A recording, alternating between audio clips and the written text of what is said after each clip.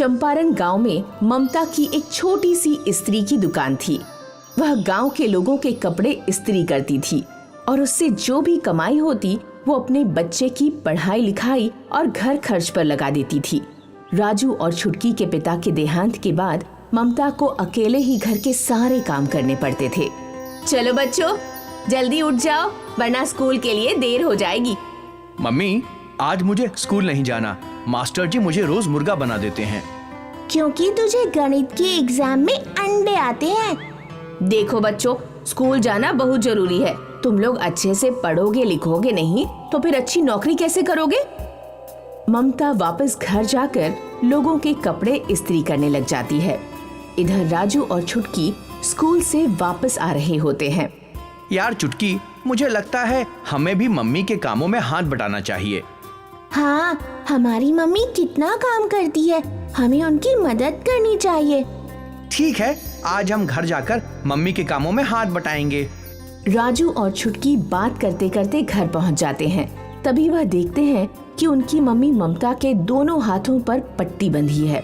दोनों बच्चे अपनी मम्मी को इस हालत में देखकर घबरा जाते हैं। ये आपके हाथ को क्या हो गया? आपके हाथों में ये पट्टी क्यों बंधी है? आज जल्दी जल्दी में इस्त्री करते हुए मेरा हाथ जल गया। मम्मी, आप बिल्कुल चिंता मत कीजिए।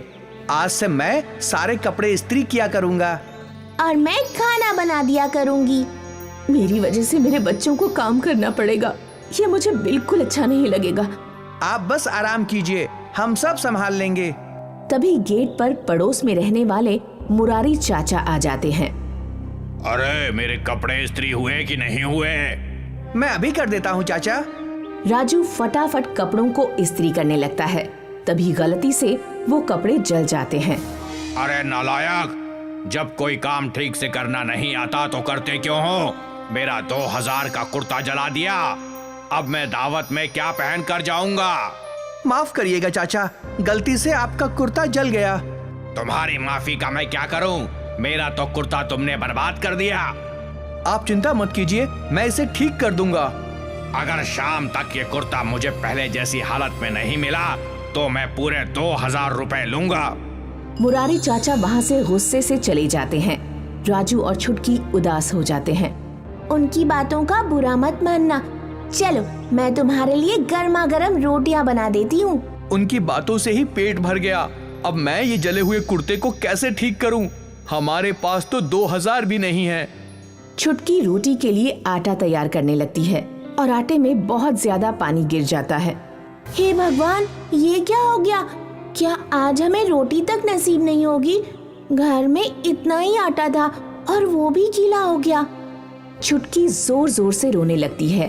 तभी उस कमरे में लगे शीशे से तेज रोशनी निकलती है। शीशे से निकलने वाली रोशनी गीले आटे पर पड़ती है और आटा बिल्कुल सही से तैयार हो जाता है। छुटकी यह देखकर हैरान हो जाती है और वह शीशा ले जाकर राजू को दिखाती है, जो मुरारी चाचा के जले कुर्ते को ठीक करने में लगा था। राजू, ये देख, इस शीशे से तेज रोशनी निकली और गीला आटा बिल्कुल सही हो गया। ये कैसे हो सकता है? मैं बिल्कुल सच कह रही हूँ। रुक, मैं तुझे अभी दिखाती हूँ। छुटकी जले कुर्ते को शीशे के सामने रख देती है। थोड़ी ही देर में पीछे से तेज रोशनी निकलती है और वह कुर्ता बिल्कुल पहले की तरह ठीक हो जाता है। यह देखकर दोनों बच्चे हैरान हो जाते हैं। मुझे अपनी आंखों पर विश्वास नहीं हो रहा। अचानक से ये शीशे में जादुई शक्ति कैसे आ गई? मैं शीशे के सामने बैठकर रो रही थी।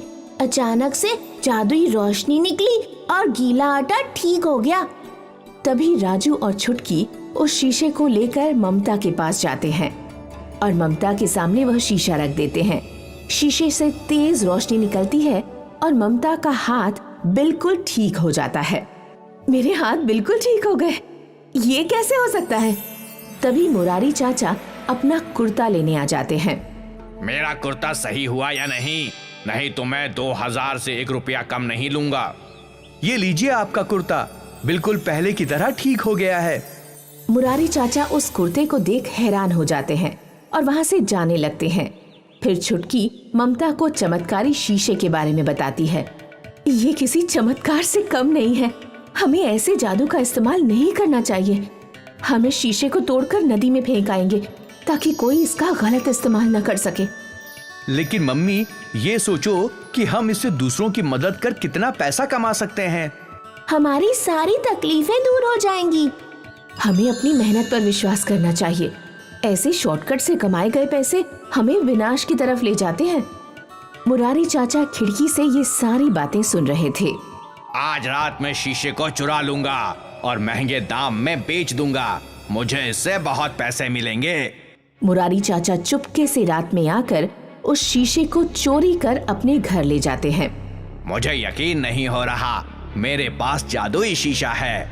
मैं किसी भी खराब चीज के सामने शीशे को रखूंगा और वो बिल्कुल पहले की तरह हो जाएगी। मुरारी चाचा अपने टूटे फूटे घर के सामने उस शीशे को रखकर बिल्कुल पहले की तरह चमचमाती नया बना देते हैं और खुद भी शीशे के सामने खड़े हो जाते हैं। शीशे से रोशनी निकलती है और वह बिल्कुल जवान बन जाते हैं। अगले दिन जब राजू और छुटकी उस शीशे को अपने घर पर नहीं पाते तो घबरा जाते हैं। जादुई शीशा कहाँ गया? लगता है किसी ने उसे चुरा लिया। लेकिन उसके बारे में तो किसी को कुछ पता नहीं था। तभी दोनों की नजर मुरारी चाचा के घर पर जाती है। उनके चमचमाते घर को देखकर दोनों समझ जाते हैं कि जरूर उस शीशे को मुरारी चाचा ने ही चुराया है। मुरारी चाचा अपने लालच में उस जादुई शीशे का गलत इस्तेमाल कर रहे हैं। हमें उन्हें रोकना होगा। हाँ, तुम सही कह रहे हो। राजू और छुटकी मुरारी चाचा के घर जाते हैं तो देखते हैं मुरारी चाचा उस शीशे को गाड़ी में बेचने लेकर जा रहे हैं। हमें मुरारी चाचा को तुरंत रोकना होगा, वरना वो जादुई शीशे को विदेश में महंगे दामों में बेच देंगे। तभी राजू अपने जेब से गुलेल निकालता है और शीशे पर मारता है। पत्थर लगने की वजह से शीशा टूट जाता है और वापस मुरारी चाचा बूढ़े हो जाते हैं और उनका घर भी टूटा फूटा और पुराना जैसा हो जाता है। अरे ये तुम दोनों ने क्या किया? तुम दोनों ने मुझे बर्बाद कर दिया। तुम जादुई शीशे का फायदा उठाकर गलत काम कर रहे थे। इसीलिए तुम्हें इस बात की सजा मिलना जरूरी था।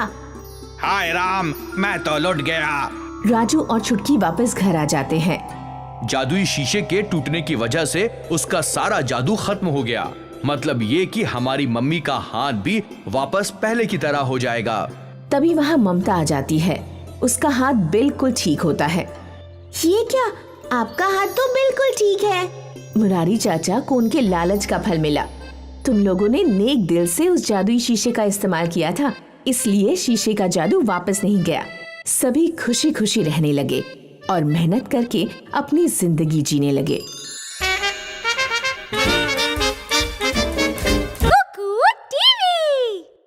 जग्गू एक मेहनती और ईमानदार लकड़हारा था, लेकिन वो बहुत गरीब था। वो एक झोपड़े में अपनी पत्नी गौरी के साथ रहता था। घर में राशन खत्म हो गया है, कल खाना कैसे बनेगा? उनकी लालची पड़ोसन अक्सर उनकी गरीबी का मजाक बनाती थी।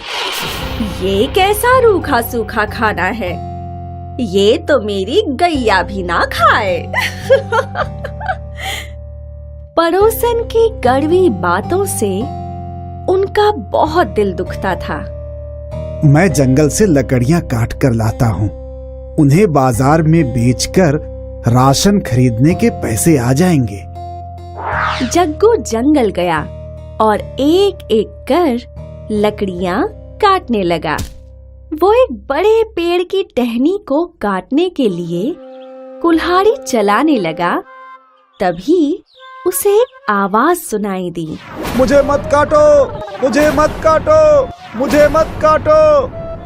ये किसकी आवाज आ रही है? कौन है यहाँ? मैं हूँ, तुम्हारे सामने खड़ा पेड़। पेड़ को बोलता देख उसे बहुत आश्चर्य हुआ। जग्गू पेड़ से बोला कि अगर वो उसे नहीं काटेगा तो बाजार में क्या बेचेगा? उसके पास राशन खरीदने के पैसे भी नहीं हैं। मैं एक जादुई पेड़ हूँ, मैं तुम्हारी जरूरत पूरी करूँगा। तुम्हें जो चाहिए वो मिलेगा। पेड़ के ऐसा कहते ही जादू से वहाँ बहुत सारा अनाज, दाल, चावल आ गया। ये देख जग्गू बहुत खुश हुआ। धन्यवाद जादुई पेड़, तुमने मेरी जरूरत पूरी कर दी। महीने भर का राशन देख गौरी भी बहुत खुश हो गई। अब हमें भूखा नहीं रहना पड़ेगा। तभी पड़ोसन वहां आ गई।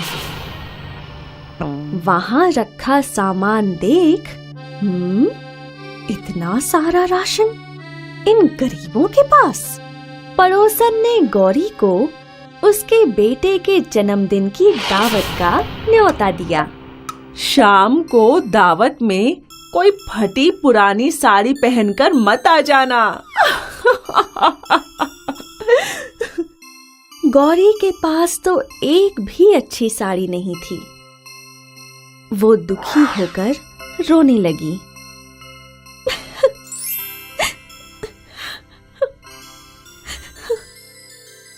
मत रो गौरी। चिंता में डूबा जग्गू नई साड़ी का इंतजाम कहाँ से करे, ये सोचता हुआ जंगल पहुंच गया। जादुई पेड़ ने उससे पूछा कि वो उदास क्यों है। मेरी पत्नी के पास एक भी अच्छी साड़ी नहीं है, मैं उसे साड़ी कहाँ से ला कर दूं? बस इतनी सी बात, तुम्हें जो चाहिए वो मिलेगा। जादुई पेड़ के ऐसा कहते ही वहां एक नई साड़ी आ गई। जग्गू साड़ी देख बहुत खुश हुआ।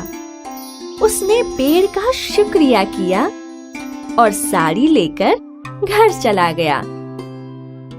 नई साड़ी देख गौरी बहुत खुश हुई। वही साड़ी पहनकर वो जग्गू के साथ पड़ोसी के घर दावत में भी गई। गौरी को सुंदर साड़ी पहने देख दावत में मौजूद सभी मेहमानों ने गौरी की बहुत तारीफ की। इस साड़ी में तुम बहुत सुंदर लग रही हो। गौरी की तारीफ सुनकर पड़ोसन को जलन होने लगी। मैंने तो सोचा था सबके सामने इसकी गरीबी का मजाक बनाऊंगी, लेकिन ये सब तो इसकी तारीफ कर रहे हैं। जलन के वश पड़ोसन ने अपने सोने के कंगन छुपा दिए और गौरी पर कंगन चुराने का इल्जाम लगा दिया और सबके सामने उसकी बेइज्जती करने लगी। देखो देखो, इस गौरी ने मेरे कंगन चुरा लिए। जग्गू भी गौरी की बेइज्जती से बहुत दुखी हुआ।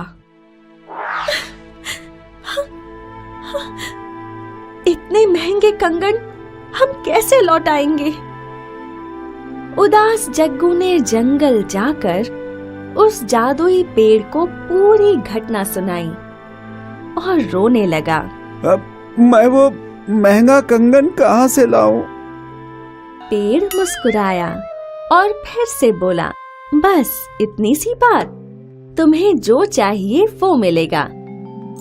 और वहाँ सोने के 2 खूबसूरत कंगन आ गए, जिसे देख जग्गू खुशी से झूम उठा।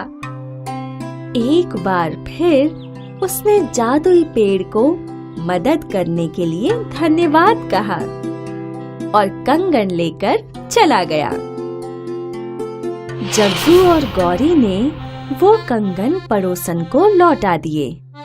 हमसे गलती हो गई, ये लो तुम्हारे कंगन। कंगन देख पड़ोसन को बहुत आश्चर्य हुआ। मेरे कंगन तो मैंने छुपा दिए थे, तो फिर इन गरीबों के पास ये कंगन कहाँ से आए? कुछ तो राज है, मुझे जानना होगा। गौरी ने जग्गू से पूछा कि वो इतने महंगे कंगन कहाँ से लाया। जंगल में एक जादुई पेड़ है, उसी ने मुझे ये कंगन दिए। वो साड़ी और राशन भी उसी पेड़ ने दिया था। जग्गू की बात सुनकर पड़ोसन दंग रह गई। अच्छा, तो ये राज है।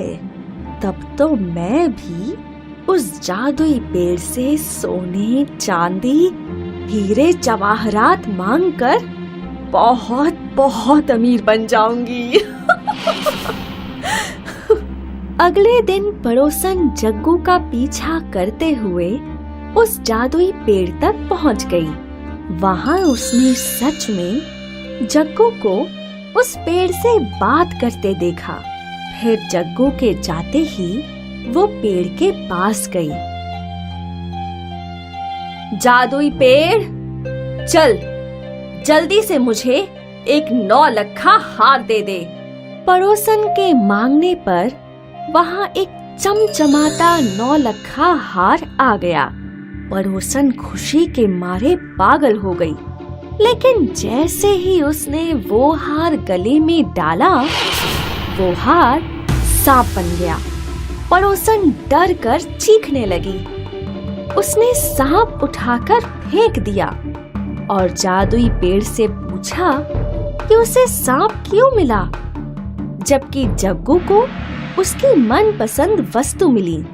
जादुई पेड़ ने बोला कि जग्गू ने उससे मजबूरी के कारण वो चीज मांगी जिसकी उसे जरूरत थी, लेकिन पड़ोसन ने लालच में आकर हार मांगा। उसे उसके लालच के फल में सांप मिला। ये सुनकर पड़ोसन बहुत गुस्सा हुई। मैं तुझे जला दूंगी। पड़ोसन ने जलती हुई मशाल लेकर जादुई पेड़ को जलाने की कोशिश की। पेड़ तो नहीं जला, उल्टा पड़ोसन के पल्लू में ही आग पकड़ ली और वो खुद को बचाने के लिए इधर उधर भागने लगी।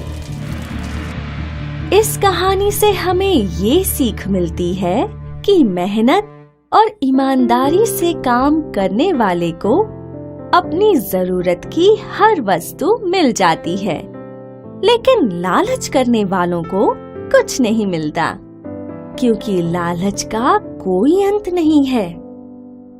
और ज्यादा लालच करने से व्यक्ति खुद का नुकसान कर लेता है, जैसे पड़ोसन ने कर लिया।